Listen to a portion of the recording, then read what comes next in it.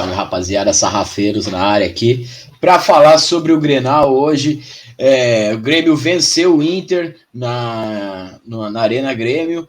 Um jogo Grenal, a gente sempre espera que seja um jogo bem pegado, né, com bastante disputa, mas eu achei que foi um Grenal mais fraco do que os últimos que a gente estava acostumado a ver. Esperava um pouco mais, e principalmente um pouco mais do Inter, apesar da gente já ter falado em lives anteriores, em vídeos anteriores, que o Inter não tem uma boa equipe, mas a gente esperava que pelo menos tivesse uma organização melhor para enfrentar esse Grêmio aí, que mudou bastante e pelo jeito mudou para melhor, né, Eric? E a gente já vê o planejamento da temporada, né? Porque você está vendo a disputa do vice-campeão brasileiro contra o vice-campeão da Série B. E o vice-campeão da Série B completamente dominante. Apesar do resultado não ser largo, não ter sido um jogo com grandes emoções e grandes chances de gol, o Grêmio hoje sobra para cima do Inter, né? E não deveria ser tão rápido essa alternância. Quem vê só o resultado ali com gol aos 48 do segundo tempo do Carbadio, que é mais uma novidade nesse Grêmio, né? Acha que o jogo foi equilibrado e o Grêmio achou o gol no final. Mas, para falar bem a verdade, o Inter que achou o gol, uma jogada individual do Alan Patrick ali, foi até a segunda jogada que ele tentou ali parecida, e uma delas deu certo, saiu o gol.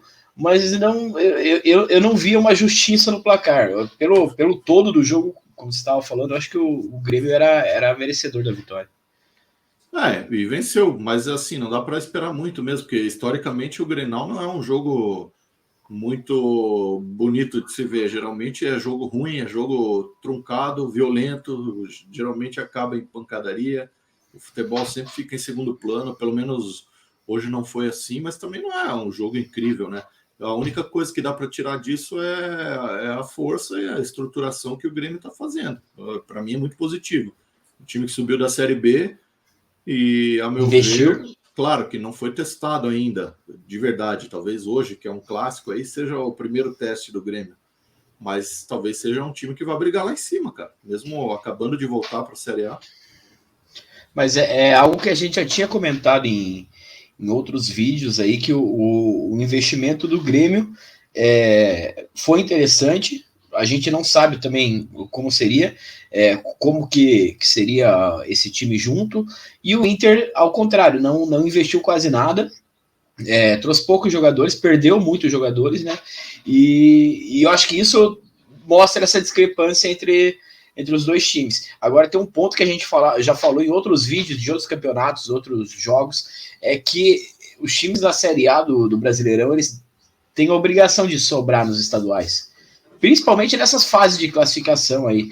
E a gente vê o Inter ganhando com dificuldades, a gente vê o Inter empatando muitos jogos, perdendo mas empatando jogos, e o Grêmio não, o Grêmio ao natural joga mal, ganha, joga bem, ganha, dá show. Eu acho que mostra o que você falou, que o Grêmio está muito mais pronto para essa Série A do que o Inter, né? O Inter vai precisar se reforçar. Sem dúvida, e o elenco do Inter realmente não é bom, o time não é bom, é muito inexplicável a posição que o Inter acabou na tabela ano passado, não tem muita razão, não tem muita lógica, não tem realmente como explicar que isso aconteceu, porque se fosse realmente um bom trabalho, uma questão de mérito, teria dado um pouco mais de dificuldade para o Grêmio e também, como você disse, não teria tanta dificuldade no campeonato estadual, né? E o trabalho do Mano Menezes, você acha que tem algo de positivo para tirar? Lógico, ele levou o time para o vice-campeonato, mas é um vice-campeonato do ano passado que a gente já falou, eu acho, né? Ninguém queria esse vice-campeonato, o Inter foi lá, quis, e daquele jeito o Mano Menezes conseguiu. Mas você vê alguma coisa positiva no trabalho do Mano até aqui no Inter? É a única coisa, é esse resultado aí, porque performance e desempenho não tem. O Inter não joga um futebol bom, não joga um futebol ofensivo, óbvio que não dá para esperar isso do Mano, mas é óbvio também que o resultado é mais importante, só que é impressionante que um time que não jogue bem acabe um campeonato de 38 rodadas em segundo lugar. Mas não dá para tirar muito não, cara. O meu medo é que esse trabalho ruim aí seja migrado para a seleção brasileira, né? Tomara que não. Mas eu acho que, para finalizar a questão do Grêmio agora, uma coisa que a gente não pode negar do Renato Gaúcho é que ele sabe como recuperar jogadores, né? Jogadores que não são tão badalados aí no Brasil, como é o caso do Vina, que fez um dos gols hoje. O Vina já teve seus momentos no Ceará. Eu acho que a gente até falou em vídeos anteriores que ele, quando foi testado no alto nível, ele não rendeu no Galo, no Fluminense, e agora está sendo testado no Grêmio e está tendo um bom início. Será que com o Renato isso vai funcionar e vai ajudar o Grêmio, que já até desbancou o Ferreirinha, que acabou indo para o banco, né? E esse mérito que não dá para tirar isso do Renato e do Grêmio, porque isso já vem há muitos anos, né? Tem aí Cortez, tem quem sempre faz mais? o time Diego jogar, Souza. Né? E são caras que não jogam em outro lugar, só jogam no Grêmio. Se você vê o próprio time campeão da Libertadores do Grêmio, morreu todo mundo. Luan aposentou, Ramiro parece que descobriu que ele não era aquilo tudo.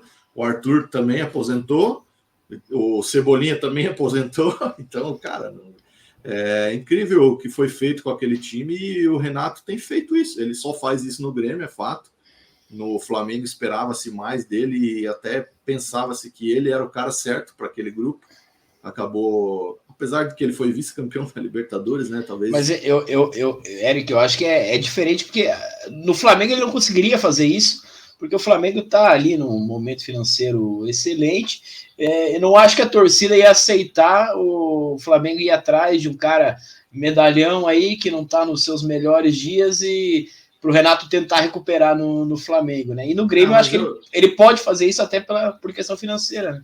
Eu acho que ele acaba levando essa fama, mas não é bem assim também, né? Não é a questão de que ele recupera os caras.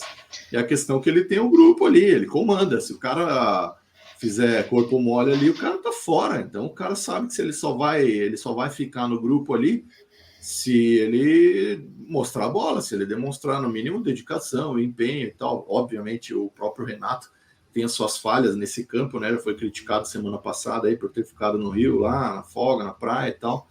Mas ele tem autoridade dentro do Grêmio, ele tem moral, ele que manda, ele que dá as cartas. Até o Suárez, se começar a dar bobeira lá, o Renato é maior do que ele dentro do Grêmio. E o negócio que é engraçado a gente ver, ainda a gente consegue ver, ter visto bem isso hoje no Grenal, é que vivem falando que o Renato não tem o mínimo conhecimento tático ali, ele é só um motivador e tal. Mas lógico, comissão técnica é uma equipe, né? Não é só um cara. E, cara, hoje a gente viu um Grêmio muito melhor postado do que o Inter. O Inter parecia mais bagunçado do que o Grêmio. E o Inter, que é do Mano Menezes, que vivem dizendo que tem o padrão Mano Menezes em seus clubes. Então, eu acho que não é nem o Renato, não pode ser jogado tão para cima e nem tão para baixo. Querendo ou não, ele é um cara que já conquistou coisas no futebol, né? De fato, ele não é um estrategista. Isso não dá. Ainda que ele organize bem o time e tal, você não vai ver grandes jogadas ensaiadas, grandes variações, adaptações de jogador em posição, nó tática, exatamente. Isso a gente nunca vai ver o Renato Gaúcho fazendo. Só que aí também é diminuir ele para um motivador, acho que é um pouco de exagero, não é o caso. O motivador é Felipão da vida, esses caras que armam a retranca e fica no vai. O Renato não é esse cara. O Renato é um cara que dá moral para os caras, ele dá oportunidade, dá chance, ele dá liberdade para o time jogar de forma ofensiva e tal. Imagine o Suárez jogando no Inter, não ia receber uma bola no jogo, não ia fazer um gol. E esse é o ponto, que é a melhor qualidade do Renato, isso que você falou ali, de acolher o jogador, de conseguir. Eu não sei qual que é a resenha do Renato, mas funciona. E eu acho que é algo parecido com isso que a gente esperava para a seleção brasileira, que eu acho que a gente falou em outros vídeos, né? O cara não precisa ser um gênio da tática, mas o cara precisa ter esse grupo na mão. E até você citou ex-jogadores da seleção que poderiam fazer isso, né?